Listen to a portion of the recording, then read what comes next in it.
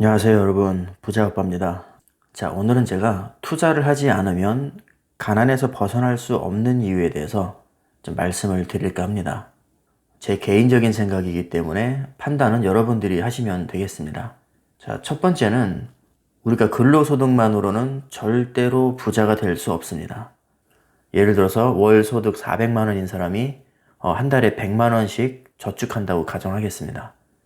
한 번도 빠지지 않고 30년 동안 계속해서 저축을 해도 3억 6천 밖에 되지 않습니다. 솔직히 말씀드려서 월 소득 400도 제가 적게 잡은 건 아닙니다. 자, 월 소득 400이 절대 못 버는 거는 아니라고 생각합니다. 자, 여기서 뭐 밥 사 먹고 생활비 하고 통신비 나가고 보험료 나가고 한 달에 100만 원을 저축하는 것도 사실은 쉽지 않습니다. 자, 100만 원 저축은커녕 카드 돌려막기 하는 사람도 정말 수두룩합니다. 자, 그런데 이렇게 힘들게 30년 동안 모아도 4억이 안 된다는 얘기는 정말 이건 답이 없는 거거든요. 막말로 30년 동안 개고생해서 모아봤자 자기 돈으로 아파트 한 채 못 사는 게 우리나라의 현실입니다. 지금 제 영상의 요지는 투자를 하지 않으면 가난에서 벗어날 수 없는 이유이기 때문에 그냥 원금만 계산한 거고요. 사실 이자를 계산하는 게 의미도 없습니다. 두 번째 이유는 사실상 제로금리 시대죠. 정기, 예금, 정기적금 해봤자 이자 1%도 받기 힘듭니다. 그나마 몇 푼 되지 않는 그 이자에서도 15.4%의 세금을 내야 되는 게 우리나라 법이죠. 평범한 직장인이 또는 평범한 자영업자가 제로금리 시대의 근로소득만으로 또는 예적금만으로 부자가 될 수 있는 방법은 사실상 제로에 가깝습니다. 자, 세 번째로 이런 말이 있습니다. 원금을 지키는 것이 최고의 투자다. 자, 이 얘기는 많이 듣던 얘기죠. 주식을 극혐하는 사람들이 특히 자주 하는 얘기입니다. 과연 이 말이 맞을까요? 원금을 지키는 것은 최고의 투자가 아니라 물가 상승률조차 따라가지 못하는 최악의 투자입니다. 자, 이거는 투자라고 할 수도 없고 그냥 돈을 까먹는 겁니다. 우리가 그나마 돈을 불려야 현상 유지라도 하는 것이지 돈을 불리지 않고 원금만 지키는 것은 돈을 잃는 것과 같습니다. 자, 그래서 4번이 그 얘기죠. 돈을 굴리지 않고 가만히 두는 것은 제자리 걸음이 아니라 한참을 뒷걸음질 치는 것입니다. 물가는 점점 오르고 화폐의 가치는 점점 떨어지기 때문입니다. 자, 그리고 다섯 번째는 부자들을 보면 답이 나옵니다.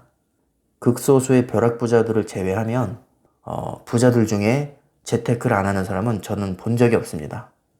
우리가 뉴스에서 항상 접하는 게 뭐죠? 부자들이 탈세하고 불법 저지르고 부동산 투기하고 그런 뉴스에서 나오는 것들은 방법이 잘못됐을 뿐이지.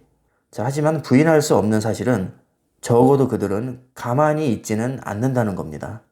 자, 그렇다면 우리는 정당한 방법으로 합법적으로 부지런히 재테크를 해야 됩니다. 합법적인 게 뭐가 있죠? 저는 두 개밖에 떠오르지 않습니다. 주식과 부동산이 가장 대표적입니다. 물론 채권도 있고 금도 있고 은도 있고 원유도 있고 여러 가지가 있지만 가장 일반적인 방법 두 개를 꼽으라면 역시 주식과 부동산을 빼놓을 수가 없습니다. 그래서 부자가 되고 싶다면 재테크는 선택이 아니라 당연히 필수입니다. 이건 무조건 기본으로 깔고 가야 되는 겁니다. 자, 그렇다면 주식과 부동산 중에 뭐가 더 현실적일까요?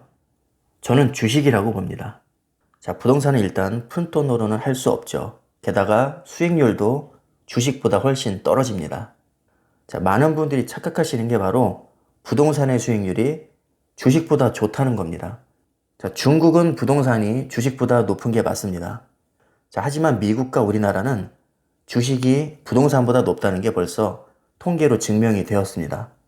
저는 지금 우리나라를 기준으로 말씀드리기 때문에 부동산보다는 주식의 수익률이 더 높은 것이 맞습니다. 자, 그렇다면 결국 주식을 해야 부자가 될 수 있다는 얘기인데 어떤 방법으로 주식 투자를 해야 될까요?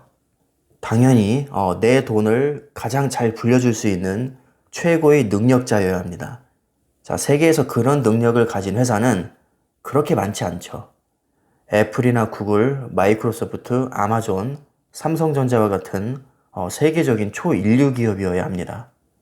자, 주식은 도박이라는 말이 왜 나왔는지 저는 아직도 이해를 할 수가 없는데, 기본적으로 주식이라는 것은 기업에 투자금을 건네주는 겁니다. 우리는 투자금을 대주는 대신에 주식이라는 증서를 받는 것이죠. 자, 우리가 건네준 투자금으로 그 기업이 기업 활동을 하고 벌어들인 돈으로 배당금도 주고 성과가 좋으면 주가도 뛰게 되는 것이죠. 이게 주식입니다. 자, 그런데도 주식이 도박이라고요? 글쎄요, 저는 도저히 그 말에 동의를 할 수 없지만 그렇게 생각하시는 분이 계시다면 제가 말릴 방법은 없겠죠. 자, 생각은 본인의 자유니까요. 자, 그럼 여기서 실제로 제가 말하는 세계적인 초인류 기업들이 그동안 주가의 변동이 어떻게 이루어졌는지 살펴보겠습니다. 자, 먼저 애플입니다. 1980년 초부터 2020년까지 30년간의 그래프입니다. 제가 따로 해석할 필요도 없을 것 같습니다. 그냥 누구든지 이 그래프를 보시면 많이 올랐구나 이렇게 생각이 드실 겁니다. 자, 다음은 마이크로소프트입니다. 역시 설명이 필요 없겠죠. 자, 다음은 알파벳 A입니다. 우리가 알고 있는 구글이죠. 꾸준히 우상향해온 것을 알 수 있습니다. 다음은 아마존입니다. 자, 아마존 역시 급격한 상승을 하면서 우상향하고 있죠. 다음은 넷플릭스입니다. 역시 결론은 우상향입니다. 다음은 삼성전자입니다. 90년대에 200원 하던 게 지금은 6만원 가까이 하죠. 자, 이렇게 세계적인 초인류 기업들은 꾸준히 성장하면서 엄청난 수익률을 기록을 했습니다. 하지만 기본적으로 주식은 리스크가 존재합니다. 상장 폐지되는 경우도 비일비재하고요.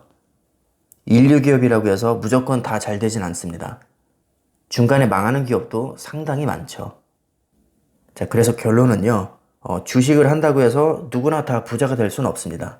실제로 주식으로 망한 사람도 많기 때문이죠. 하지만 분명한 것은 주식을 통해서 부자가 된 사람도 많습니다. 그리고 부자가 될 수 있는 여러 가지 방법 중에서 가장 대표적인 방법이 주식이라는 것을 부정할 수는 없습니다. 또한 우리가 투자를 하지 않고 부자가 될 수 있는 방법도 없습니다. 자, 그래서 부자가 되고 싶다면 재테크를 해야 되는데 그 재테크 중에 가장 훌륭한 수단이 주식이라고 저는 생각을 합니다. 자, 이건 코스피와 아파트의 매매 가격을 비교한 겁니다. 코스피와 전국 아파트, 그리고 강북 아파트, 강남 아파트, 그리고 물가까지 전체적으로 비교를 한 건데요. 자, 보시면 아시겠지만 코스피의 상승률이 가장 높습니다. 그 다음에 강남 아파트, 그 다음에 전국 아파트, 그리고 강북 아파트 순으로 상승을 해왔다는 것을 알 수 있습니다. 지금까지 저의 개인적인 생각이었고요. 모든 판단과 선택은 여러분들의 몫입니다. 오늘 영상은 여기까지 하겠습니다. 감사합니다.